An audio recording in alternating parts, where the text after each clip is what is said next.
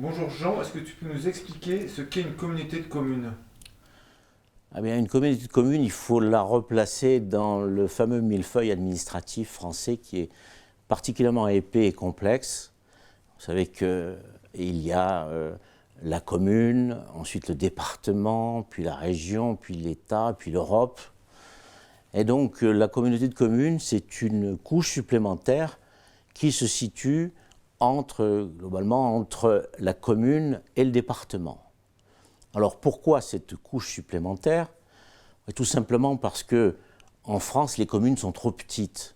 Il y a un nombre exagéré de communes, il y a plus de 36 500 communes. Donc la moitié de ces communes ont 400 habitants. Et donc il est évident qu'une commune ne peut seule, surtout dans les petites communes rurales, ne peuvent seules exercer les compétences qui leur sont dévolues. Elles sont donc obligées de s'associer à d'autres communes. Autrefois, elles s'associaient dans le cadre de SIVOM, de syndicats intercommunaux, à vocation multiple. Et puis désormais, aujourd'hui, depuis la loi de 1999, la loi Chevènement, elles sont associées dans le cadre d'établissements publics intercommunaux, mais à fiscalité propre. Elles touchent donc une partie, un pourcentage des impôts communaux qui leur est dévolu et qui leur est transmis. Voilà. Donc ces communautés de communes sont utiles. Ces communautés de communes sont utiles, je dirais, à deux conditions. D'abord, il faut que les compétences transférées soient mieux exercées, et puis, si possible, qu'elles soient exercées à un moindre coût. C'est l'intérêt de l'intercommunalité. Sinon, l'intercommunalité n'a pas d'intérêt. Donc, pour arriver à cela, c'est-à-dire pour qu'une communauté de communes joue son rôle, qu'elle exerce mieux les compétences que ne le feraient les communes, et à un prix moins élevé, il faut que la communauté de communes soit suffisamment vaste, qu'elle dégage des moyens, qu'elle ait une ampleur, une assise telle que ça va permettre des économies d'échelle et de dégager des ressources supplémentaires. Et la communauté de communes de la vallée de Chamonix alors? La communauté de communes de la vallée Chamonix, elle ne peut pas exercer correctement ses compétences, j'oserais dire de manière qui soit meilleure que ne feraient les communes, tout simplement parce qu'elle est trop petite. La communauté de communes de Chamonix, c'est quoi? C'est 4 communes. C'est Chamonix, 9000 habitants, plus 3 autres communes, Valorcine, Les Ouches et Servoz, c'est 13 000 habitants. Donc c'est 4 petites communes qui s'ajoutent à celle de Chamonix. Très honnêtement, on est loin de la taille nécessaire pour pouvoir réaliser des économies d'échelle, pour pouvoir vraiment dégager des ressources. Le seuil critique qu'il faudrait atteindre pour une communauté de communes digne de ce nom, c'est entre 18 000 et 20 000 habitants et au moins 7 à 8 communes. Ce n'est pas le cas à Chamonix, c'est beaucoup trop petit. Donc c'est un peu dommage parce que en fait Chamonix s'est recroquevillée sur elle-même, sur les Hautes-Vallées.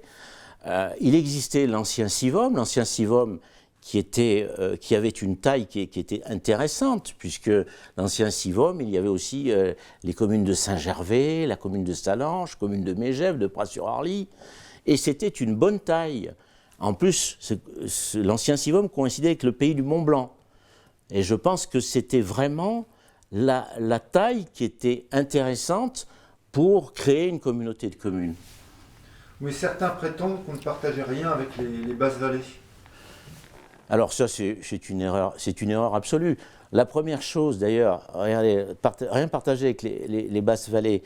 Où c'est qu'on va transférer les poubelles à Chamonix, les faire incinérer? C'est en bas dans les basses vallées. Donc il y a déjà un geste de solidarité des basses vallées à l'égard de Chamonix. Et puis, d'une manière générale, l'Arve, par exemple, c'est la même rivière qui coule dans les hautes et dans les basses vallées. Quand on veut monter dans les hautes vallées, on est bien obligé de passer par le Fayet, par les basses vallées. Si on veut prendre le train pour Chamonix, on le prend au Fayet.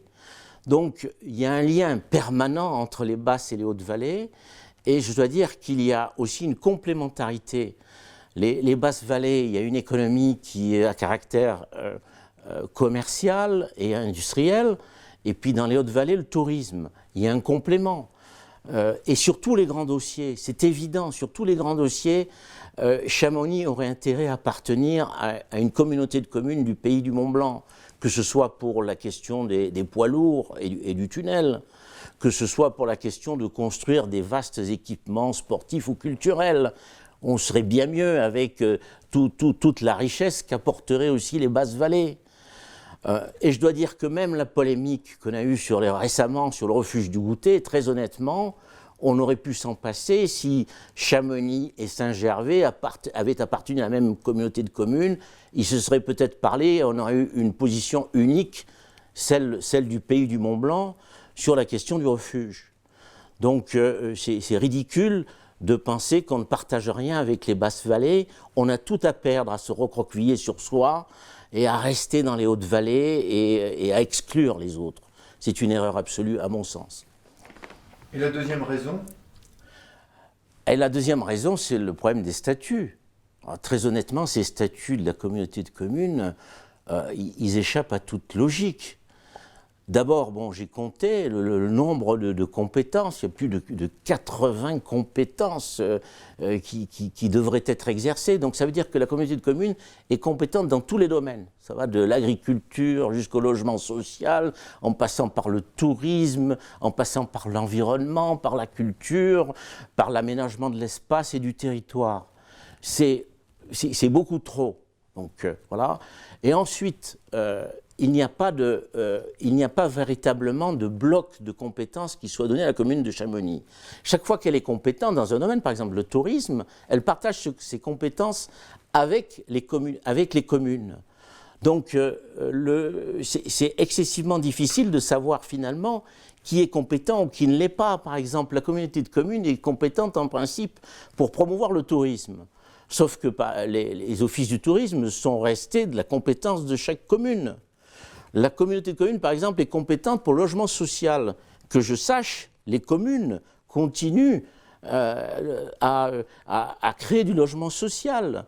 Donc en fait, ces statuts sont flous. On a un petit peu l'impression qu'il fallait créer une communauté de communes parce qu'il fallait absolument éviter un mariage forcé qu'aurait pu faire le préfet avec Sallanches et avec Saint-Gervais.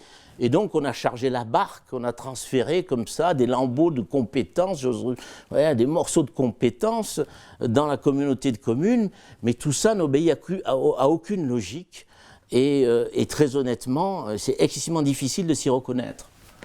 Et pour toi, c'est quoi les conséquences de ce méli-mélo alors? Ouais, les conséquences de ce méli-mélo, elles sont regrettables. D'abord l'administré. Quel est aujourd'hui l'habitant de Chamonix qui serait capable de dire quelles sont les compétences des communautés de communes? Je crois que personne ne saurait dire quelle est la compétence des communautés de communes. Donc c'est contraire à la démocratie, parce que finalement, on ne sait pas qui est responsable de quelle politique dans la vallée de Chamonix. Ensuite, la deuxième conséquence, c'est qu'en l'absence de bloc de compétences, par exemple, on aurait dit la communauté de communes est compétente en domaine de la culture. Donc elle prend toute la culture, les équipements culturels, les subventions aux associations. Elle aurait pu développer une véritable politique communautaire intéressante. Ce n'est pas le cas, puisque malgré tout, même si la communauté de communes construit par exemple une école de musique, pour le reste, les communes restent compétentes également dans le domaine de la musique. Donc en fait, déjà qu'elle est petite, qu'elle est, j'oserais dire, excusez-moi du terme, elle est un peu rikiki, cette communauté de communes, en plus du fait de statuts qui sont flous et l'absence de compétences qui soient véritablement claires, eh bien, la communauté de communes est incapable de jouer son rôle, c'est-à-dire développer des politiques communautaires intéressantes pour l'ensemble de la vallée. Et puis enfin, je dois dire, dernière conséquence, c'est que comme on ne sait pas finalement quel est le volume d'activité de cette communauté de communes, on est incapable de lui affecter les moyens adéquats dont elle aurait besoin. Et ça, c'est fondamental en termes de gestion publique, de pouvoir adapter les besoins à une collectivité et par rapport aux compétences de cette collectivité. Et donc pour toi, quelle serait la solution? La solution, elle est simple. c'est des compétences, revoir les statuts. Il faut donner à la communauté des compétences qui soient claires et exclusives, de manière à ce qu'il n'y ait pas de doublons dans les compétences et surtout de doublons dans les dépenses. Et puis ensuite, il faut tenter de retrouver les anciennes limites. Il faut reprendre son bâton de pèlerin, essayer de retrouver l'ancien CIVOM et essayer de recréer une vraie communauté de communes, hein, qui est véritablement de l'espace, qui dégage des moyens et qui coïncide avec le pays du Mont-Blanc. Voilà ce qu'il faut faire.